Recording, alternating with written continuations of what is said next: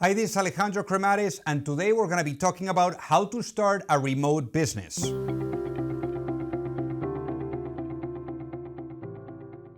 So before we get started, make sure that you hit that subscribe button, and this way you will never miss out on any of the videos that we roll out every week. So here's the thing. Now is the time in history when more than ever you need to take control over your future, over your destiny.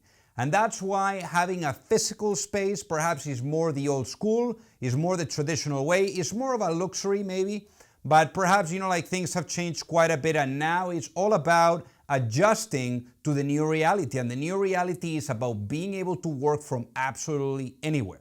So in today's video, we're going to be breaking it down for you and giving you enough insights to really understand how to go about it. So with that being said, let's get into it.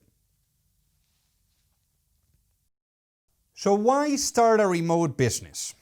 Ultimately, there is many different reasons, but you've seen some of those benefits. Some of the brick and mortar businesses, they actually went remote since 2004. They've been super successful at it. And nowadays, especially with, let's say, the pandemic that COVID created, and other areas that are really triggering this and accelerating being able to work from your own home, essentially it's becoming a necessity.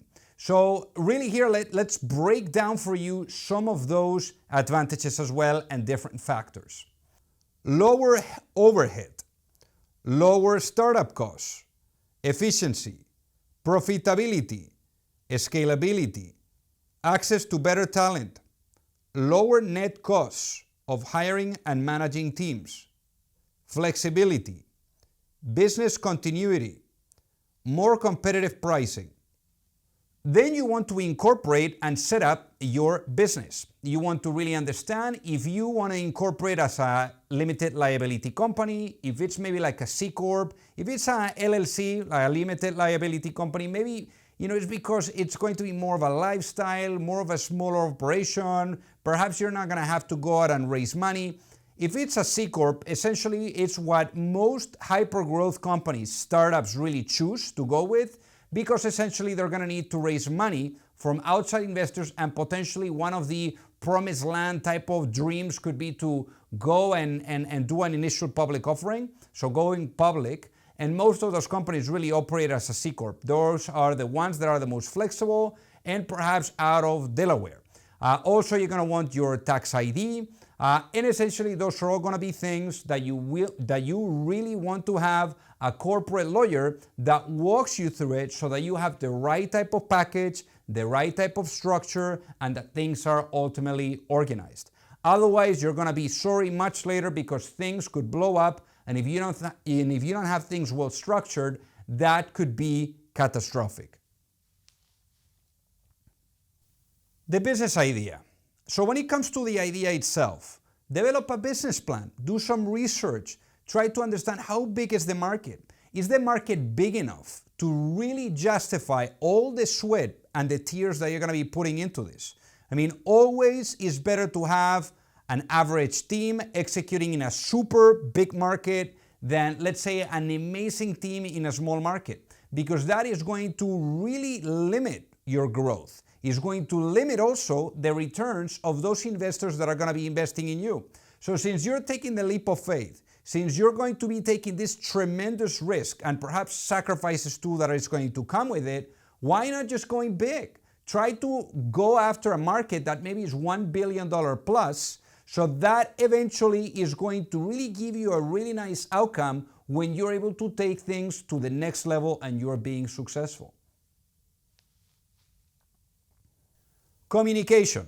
When you're doing a remote work, it is critical that you have the communication super nailed down to like a T. And what this means is you need to have the proper set of tools to do the communication on video, for example, or calls. Maybe you're using Zoom, you're using Google Hangouts, you're using Skype, whatever you guys prefer, or gals. But essentially, is something that creates that efficiency and where you're able to streamline the communication. Perhaps you can also use other tools to be able to chat and to message one another, like real time, so that you're not waiting for the text for those messages to come in on your phone. Maybe you're using tools like Slack, or maybe Trello, or Asana, or Monday to really understand where things are at and really keep that flow of communication going with whatever projects and initiatives that you're dealing with. And then also perhaps like for the storage, you're here going to need to have somewhere in the cloud all the information that the employees can access, whether that could be a Google Drive that you share with the team, or maybe like a Dropbox, whatever it is, but you need to have a place where people can go and retrieve whatever piece of information that they need in order to be effective. Hiring. I mean, here the world is your oyster at the end of the day, because now it's not like you're narrowing it to a specific location. It's just a certain amount of people that can really be part of this. Now you can hire from anywhere in the world because you're essentially creating a remote business. Here, again, you're gonna be going for skill sets, for people that maybe align with your vision, with your mission, with what you're trying to accomplish. And some of the things that those business owners really look for are some of the following: being disciplined in empowering remote team members and getting out of the way, hiring for value instead of just on price, automating payroll, swiftly picking candidates and hiring fast. Also, you should ask for references. I mean, being able to make some phone calls for people that have worked with that individual in the past so that they can tell you what was their experience. Typically, it's going to be very hard for those to really lie to you, because when you're doing the interview, when you're getting that CV, maybe someone has really worked on it to really position it in a way where they think that you're really going to bite. But again, when you're making phone calls to people that have worked in the past with that individual, it's going to be very hard for them to lie to you. And there's going to be a very good opportunity to maybe have 2, 3, or 4 calls or whatever that is, and then start to track certain patterns, whether that employee or potential employee was being someone that was reliable, someone that they could trust, someone that had integrity, where they were able to deliver on their promise. And those are things that you're really going to be getting from some of those reference calls. Then the other thing that you can do is you can use tools like Upwork. So via Upwork, you can not only hire potential contractors for your business, but then you can keep a nice, track on their time, on what they have been performing in terms of tasks, and that helps you to be organized and also pay people by the hour, so that you're not worrying about maybe full-time employees and getting those payrolls at the end of the month, but maybe it's more like work that they do whenever there's work available. You need to know as well how you will supervise your employees.